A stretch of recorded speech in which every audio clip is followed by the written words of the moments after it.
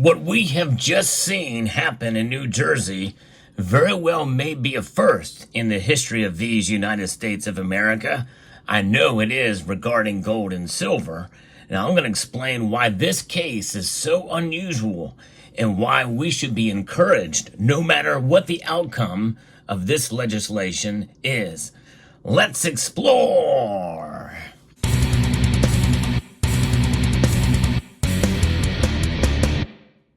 What you are seeing here is gold and silver that has once circulated here in the United States of America. That's right. And right now, if you live in the state of New Jersey, you have to pay taxes on money.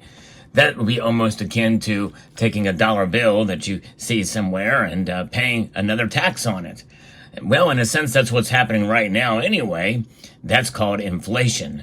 And that is an unfortunate thing. Many states in these United States recognize and understand this, which is why many of them have chosen to recognize gold and silver as money. Now, New Jersey is very far away from doing that. However, they're making a pretty big first step in two big, bold moves. And the second move just happened last week. Now, it rests in the hands of the governor. I'm going to be reporting from two different sources here. The Sound Money Defense League has a pretty comprehensive story on this from Trenton, New Jersey. For the second time in less than a year. And that alone is pretty amazing and rather shocking that they're able to act so quickly on this. But the real shock is going to be when you see the numbers. The New Jersey legislature has voted to end the sales tax on purchases of gold and silver coins, bars, and rounds without a single dissenting vote. Let me repeat that. This was unanimous, and it was unanimous twice. That alone is groundbreaking. I don't know that that's ever happened in the history of the United States of America where there's such widespread support for legislation. Two separate times, practically the same bill. This is historic, folks, and this is very encouraging.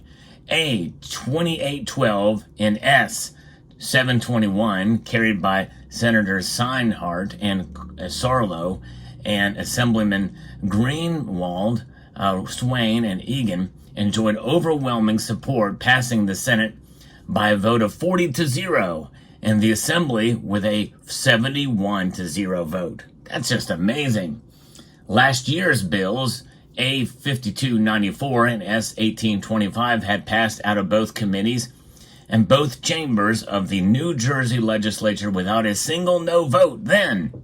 This popular bill had more than a dozen co-sponsors and had unanimous approval in each legislative chamber, despite Governor Murphy choosing not to enact the bill into law. Now, what does that mean? Well, he basically let it ride out. And that is what's known as a pocket veto. He didn't sign anything. And this occurs when, in this case for the New Jersey legislature, when only applies to bills that passed in the last 10 days of a 2-year legislative session. And it's the only kind of veto in which the governor doesn't return the bill to the legislature for a possible override, which means they had to start over again. And they did. They started over again with the same results. You think Governor Murphy will get the message that he should sign this bill? Because you know that there are people in his own party that agreed to this legislation. So I think that is profound, and I think it is very big news and a big deal. And, you know, it could be possibly that Governor Murphy just may have missed it, perhaps. Because apparently, I think the pocket veto means essentially that no action has taken place and it has exhausted. But I'm not sure the particulars there. If you're from New Jersey and you know about how things work there in the legislative process, let me know. It is very interesting to see if this thing will actually be ignored again. Now, if this is indeed the 2-year session session here, and passing the last 10 days of a 2-year legislative session, then that means that it could happen again. I don't know. We'll see. I hope that's not the case. And if you do live in New Jersey, call the governor's office and very politely ask him to consider this for a second time to sign the bill into law. And because at the very least, you're taxing money. And even though this isn't the type of gold and silver that most people buy, even though in many cases, unless, conditions like this, you can get these for really close to bullion price, many people are buying these gold American Eagles, which are still money for sure, and also silver American Eagles, and other bullion products out there. You think about it, this coin especially is the most popular bullion coin in the universe. That's right, that expands outside of the Milky Way.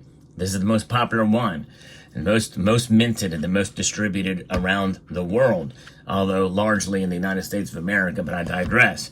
So this is something else. Now, the 10th Amendment Center also has something on this. It says here that, that the New Jersey Assembly and Senate unanimously gave final approval to this bill, and investment metal bullion being defined in this legislation.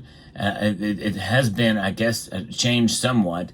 It was a bipartisan coalition of 5 co-sponsors introduced these bills on January the 9th. And investment metal bullion being defined as any elementary precious metal that has been put through the process of smelting or refining, including but not limited to gold, silver, platinum, and palladium. And that is in such a state or condition that its value depends on its content, not its form. And then investment coin is defined in any numismatic coin manufactured of gold, silver, platinum, palladium, or any other metal, including non-precious metals with a fair market value of less than $1,000. And so on June 28th, the Assembly passed S721 by 73-0 vote with some technical amendments. That is the caveat here. Maybe that's what was needed to be done. Maybe Governor Murphy, wanted to clarify and get some things changed, and rather just a pocket veto, have him go and redo this thing.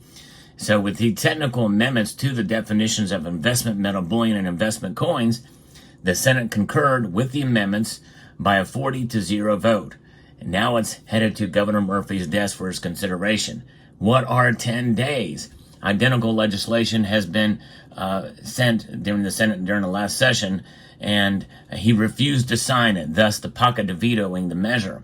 Now, did he refuse to sign it, or did he just miss it? That's what we really don't know here. I'm not as tuned into New Jersey politics, admittedly, but it's an interesting thing to see what happens here, and what does it mean by 10 days? It's pocket veto. It's and within the last 10 days of a 2-year legislative session. Well, how many days are in a session, and does that include weekends? Could a Tuesday or a Friday, where they're not meeting, count or not? Is it the days that they are in session that are counted as to whether or not the pocket veto works? Which means that we may have a window of opportunity here for him to sign it if they're not meeting on certain days. Defining those terms is crucial, but it seems like with it passing on the 28th, that we are very, very close to that 10-day. Of course, obviously, you don't want to include the July 4th holiday. I wouldn't think that would count as a legislative session day or not. So we'll find out very, very soon whether or not this bill gets passed or not, or it's actually gotten passed, but whether it's signed into law by the governor. I hope that he sees a bipartisan support for this and he will do it. However, recognizing as well that we have to understand, as those of us who are pay attention to these types of things, and that's one thing this channel does, is as I try to bring you the latest information. I've been the only channel that has been consistently covering these topics and what states have been doing. Other channels have covered it too, but I've been very consistent in providing you the latest news as it breaks and for many of these states and what they're doing. So I hope you will consider subscribing to the channel if you haven't done so already, and pressing the like button down below if you find value in the content I provide here. Now, admittedly though, as I mentioned, this is something that goes under the radar of most New Jerseyans. They don't know what's going on. They didn't know what was going on before about this. There's very few of us in the community that would be related to the constituency there in New Jersey that collect or stack gold and silver and have a cogent understanding of the history of these metals. So keep that in mind too. It may frustrate us if the pocket veto happens again, or an outright veto, but if he were to sign a veto on this, then then that means that they would override him with a 2/3 majority because they unanimously approved this. So it would have to be a pocket veto to kill it dead again. Will they try a third time? Well, I hope so, if that's the case. However, if you live in the state of New Jersey, let me know in the comments section down below, and please call the governor's office and very politely, or email and very politely ask that the governor please sign this legislation into law. This is very important, but it just goes to show you that if a bipartisan Congress in a blue state, or a legislature in a blue state, will work to make gold and silver non-taxable, that's one step closer to making it actually sound money and recognized as sound money. Because really, we should not be taxing money. And there's no question about that. I think most of us agree here. So let me know what your thoughts are in the comment section below. This is a very, very interesting turn of events here in New Jersey. And I strive to bring you the latest in the news in the world of precious metals, and especially with what's going on with these states. Because this, folks, is so important. Why? Because it's a middle finger directed squarely at the Federal Reserve System that has nothing but really made more people poor than anything else. And the vast majority of people are hurting right now because of inflation. And it's affecting us all, and it's inexcusable. You don't have that with gold and silver because they are finite. And some of these state legislatures are beginning to realize this now, and it's bringing more power back to the states, which in turn brings more power back to the people. No matter what the state of New Jersey does, or what the governor does there, or what other states do, nothing can stop gold and silver from being money. So let me know what your thoughts are in the comment section down below. I hope you found this video informative, insightful, and educational.